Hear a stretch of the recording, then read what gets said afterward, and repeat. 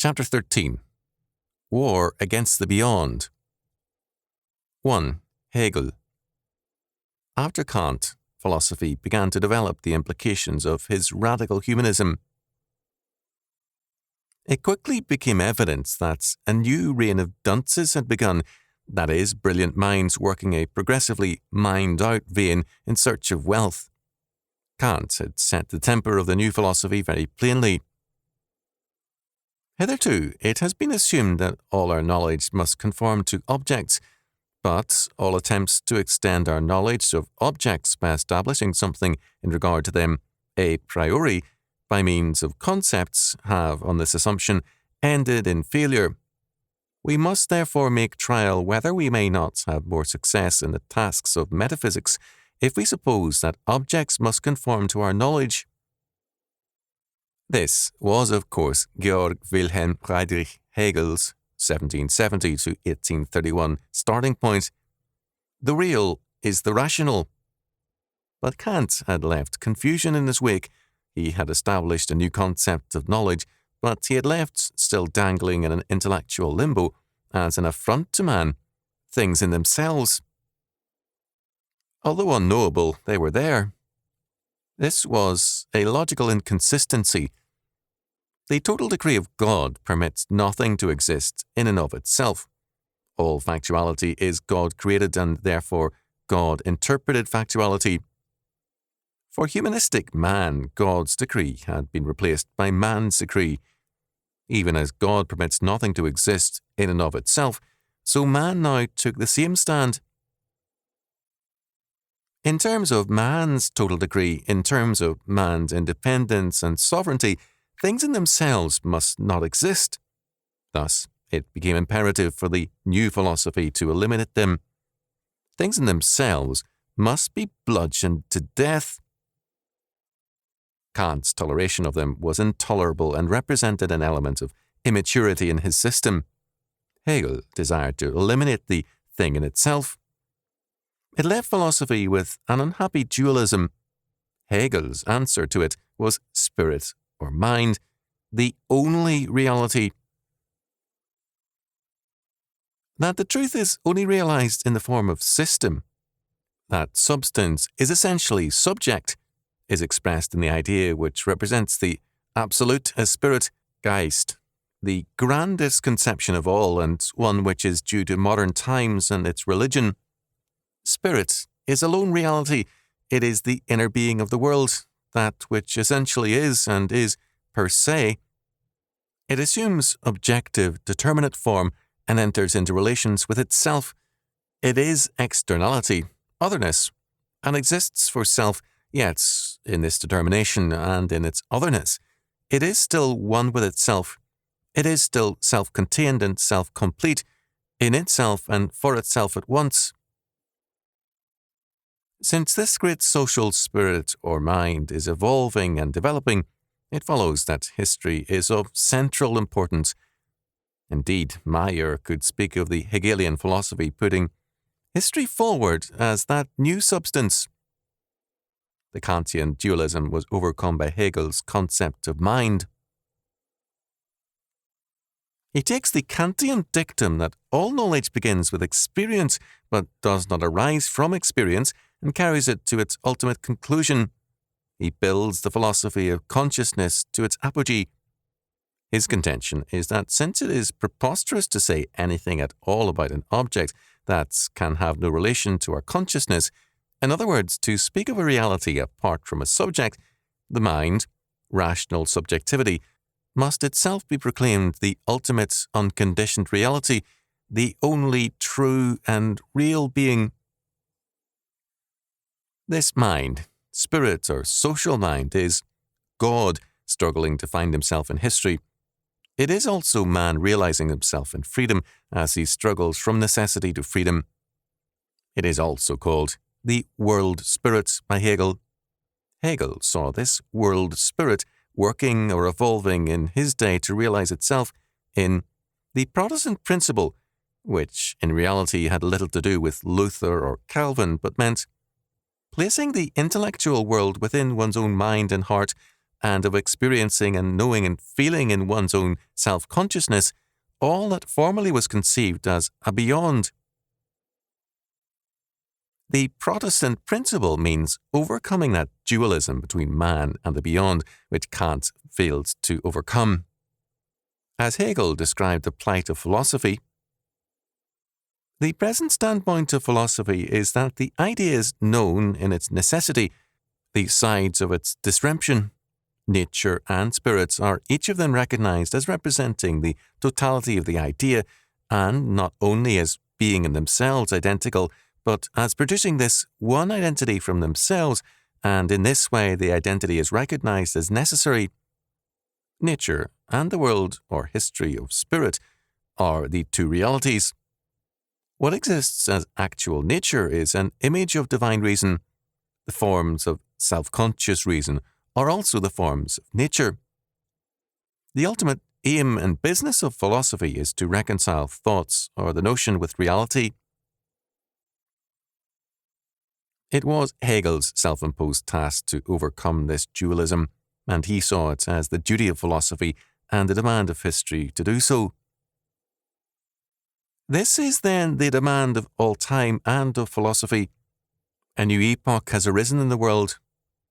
It would appear as if the world spirit had at last succeeded in stripping off from itself all alien, objective existence and apprehending itself at last as absolute spirit, in developing from itself what for it is objective and keeping it within its own power, yet remaining at rest all the while.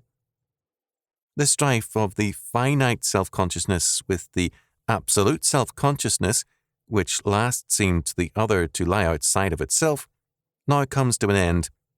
Finite self-consciousness has ceased to be finite, and in this way absolute self-consciousness has, on the other hand, attained to the reality which it lacked before. This is the whole history of the world in general up to the present time, and the history of philosophy in particular, the sole work of which is to depict this strife. Now indeed it seems to have reached its goal when this absolute self-consciousness, which it had the work of representing, has ceased to be alien, and when spirit accordingly is realized as spirit, for it becomes such only as a result of its knowing itself to be absolute spirit, and this it knows in real scientific knowledge. Hegel maintained a facade of religion and conservatism. This was necessary for the promotion and position he desired. In his early writings, Hegel had been openly anti-Christian as well as bitterly hostile to Judaism. He saw the task of philosophy as one of establishing a new religion. He strongly preferred Socrates to Christ as the more rational man. Although in his later writings the anti-Christianity is not openly stated, but rather thinly disguised, Hegel's thought moved progressively to the left, even when his activities sometimes moved pragmatically to the right. Hegel's radicalism was developed fragmentarily by his heirs. Marx developed one facet, the revolutionary political aspect. From Kierkegaard through Sartre, the existential facet was steadily developed and exploited. The pragmatism of Hegel's philosophy was clearly set forth in Dewey, the philosophical concern with the analysis of contemporary meanings in the school of logical analysis, the priority given to history in a wide spectrum of followers, and so on. Hegel's radical humanism made man ultimate and freed him from the past as well as from the beyond. Development or evolution is central to Hegel's thought, hence his major concern with history. His philosophical works are in part historical commentaries. This is true not merely of his lectures on the history of philosophy and on the philosophy of history, but also of his other works as well. His phenomenology of mind cannot be properly understood except as a historical commentary.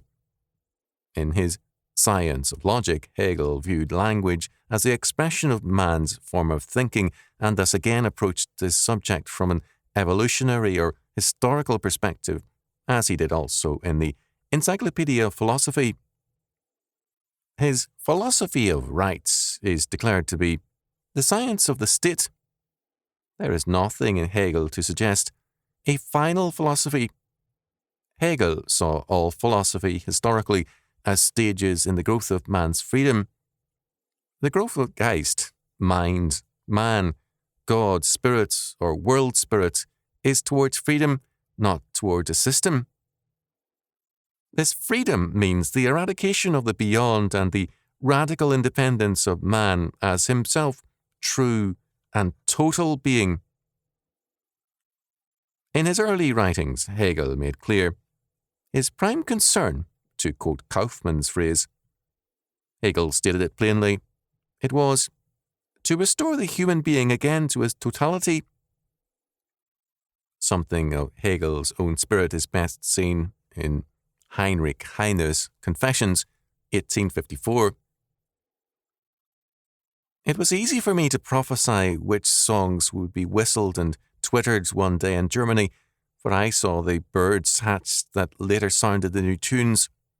I saw how Hegel, with his almost comically serious face, sat as a brooding hen on the fatal eggs, and I heard his cackling. To be honest, I rarely understood him, and it was only through subsequent reflection that I attained an understanding of his works. I believe he really did not want to be understood, hence his delivery so full of clauses, hence perhaps also his preference for persons whom he knew would not understand him, and on whom he bestowed the honour of his familiar company that much more readily. Altogether, Hegel's conversation was always a kind of monologue, sighed forth by fits and starts in a toneless voice. The baroqueness of his expression often startled me, and I remember many of them. One beautiful, starry-eyed evening, we two stood next to each other at a window, and I, a young man of 22, who had just eaten well and had good coffee, enthused about the stars and called them the abode of the blessed. But the master grumbled to himself, "The stars, hum, hum, the stars are only a gleaming leprosy in the sky." "For God's sake," I shouted, "then there is no happy locality up there to reward virtue after death." But he, staring at me with his pale eyes, said cuttingly, "So you don't want to get a tip for having nursed your sick mother and for not having poisoned your dear brother?" Saying that, he looked around anxiously, but he immediately seemed reassured when he saw that it was only Heinrich Beer who had approached to invite him to play whist. I was young and proud, and it pleased my vanity when I learned from Hegel that it was not the dear God who lived in heaven. That was God, as my grandmother supposed, but I myself, here on earth. This foolish pride did not by any means have a corrupting influence on my feelings. Rather, it raised them to the level of heroism. At that time, I put so much effort into generosity and self-sacrifice that I certainly outshone the most brilliant feats of those good Philistines of virtue who merely acted from a sense of duty and obeyed the moral laws. After all, I myself was now the living moral law and the source of all rights and sanctions. I was primordial Sittlichkeit, immune against sin. I was incarnate purity. The most notorious Magdalens were purified by the cleansing and atoning power of the flames of my love, and stainless as lilies and blushing like chaste roses as they emerged from God's embraces with an altogether new virginity. These restorations of damaged maidenhoods, I confess, occasionally exhausted my strength. Hegel wrote on January the 23rd, 1807 to one of his best students, stating, "Science alone is the theodicy, an idea common to his works. Science, by its study of development or evolution, can best enable man to understand and develop his freedom. Philosophy as a science must investigate the history of philosophy and of all thought to trace the growth of concepts. The self-consciousness of mind in its sense of autonomy and its development therein is its freedom." Hegel wrote that the development of mind lies in the fact that its going forth in separation constitutes its coming to itself. This being at home with self, or coming to self of mind may be described as its complete and highest end. It is this alone that it desires and nothing else. Everything that from eternity has happened in heaven and earth, the life of God and all the deeds of time simply are the struggles for mind to know itself, to make itself objective to itself, to find itself, to be for itself, and finally unite itself to itself. It is alienated and divided, but only so as to be able thus to find itself and return to itself. Only in this manner does mind attain its freedom, for that is free which is not connected with or dependent on another. To express this better, the activity of mind is to know itself. I am immediately, but this I am only as a living organism. As mind, I am only insofar as I know myself. Philosophy is the thought of its time, standing only above in its critical analysis. In as far as philosophy is in the spirit of its time, the latter is its determined content in the world, although as knowledge, philosophy is above it, since it places it in the relation of an object. But this is in form alone, for philosophy really has no other content. There is a progressive evolution of truth, but the truth is more than the final result, if the word final can be allowed. The truth is the whole, the result is the absolute, but the truth is the whole. Moreover, it is the very nature of understanding to be a process, and being a process, it is rationality. Clearly, reason is important to Hegel, since by the exercise of independent reason, man knows his autonomy and knows that mind is both subject and object. Reason is the sovereign of the world.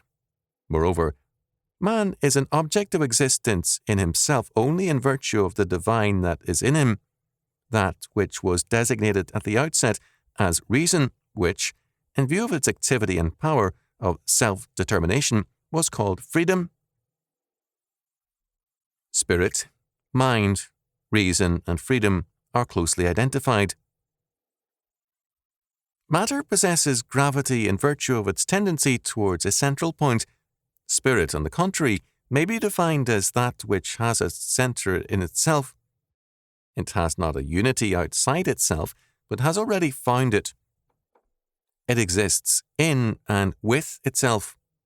Matter has its essence out of itself. Spirit is self-contained existence.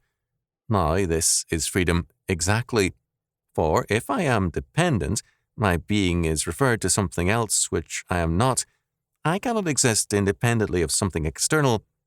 I am free, on the contrary, when my existence depends upon myself.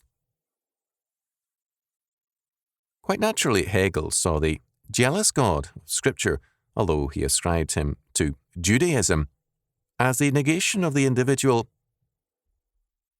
But reason is not the goal, nor is the life of reason. For Hegel, reason is a stage of mind, not merely a function of mind. It is man's self-consciousness as a self-contained existence which is the goal. I am I in the sense that the I which is object for me is sole and only object, is all reality and all that is present. Meanwhile, the shape which the perfect embodiment of spirit assumes is the state. In fact, the state is the divine idea as it exists on earth. The reason for this importance given to the state is that the state, in the modern age, has been the instrument whereby humanistic man has declared his progressive independence from God.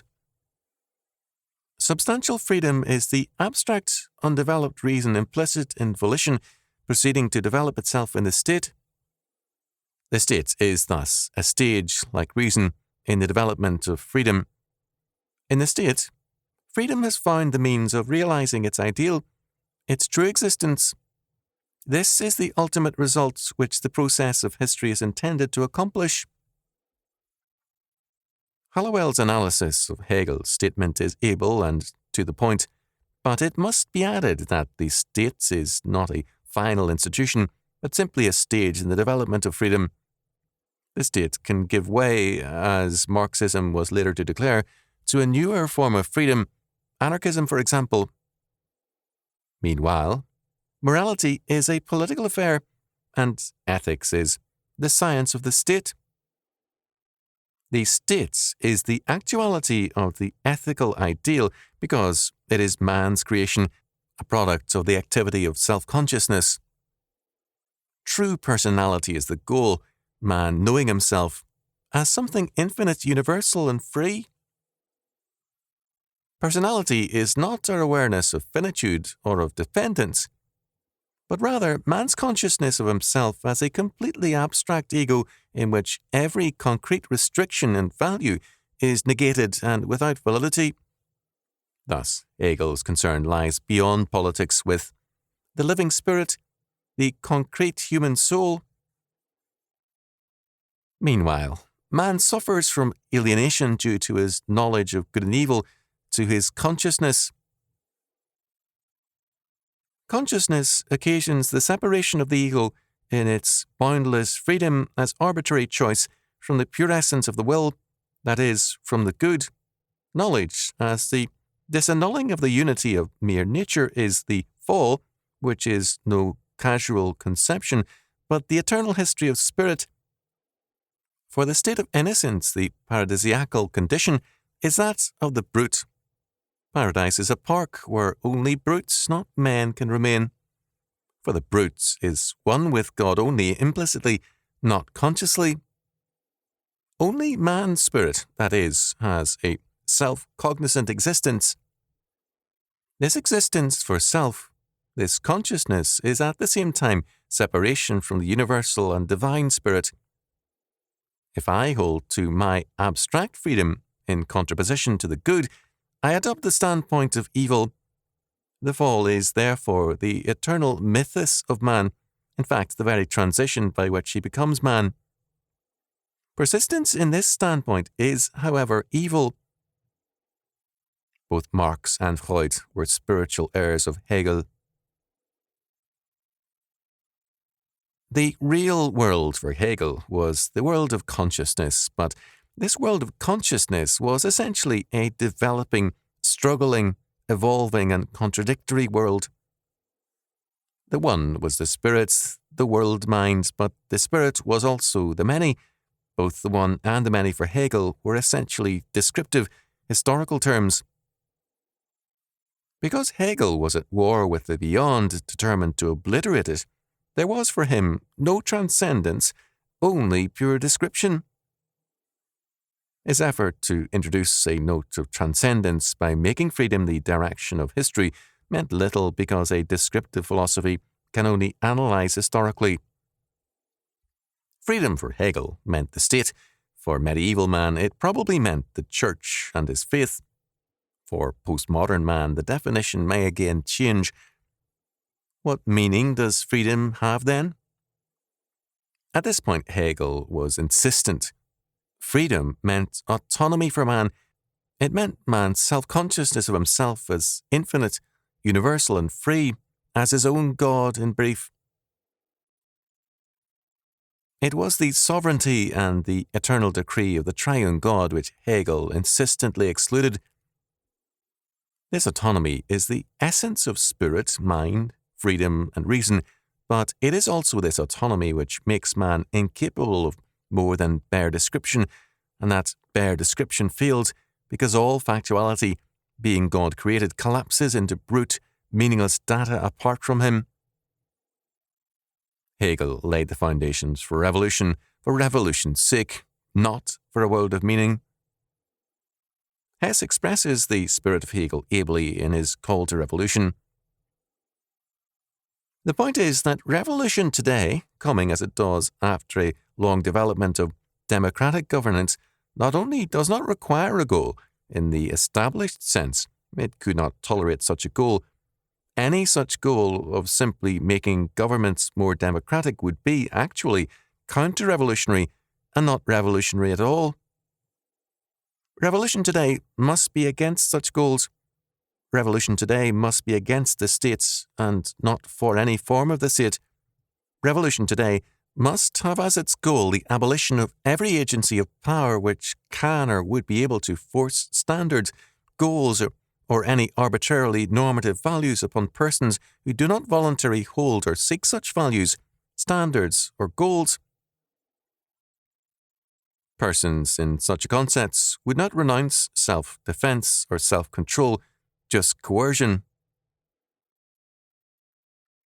The 1969 heirs of Hegel were only beginning to develop the radicalism of their master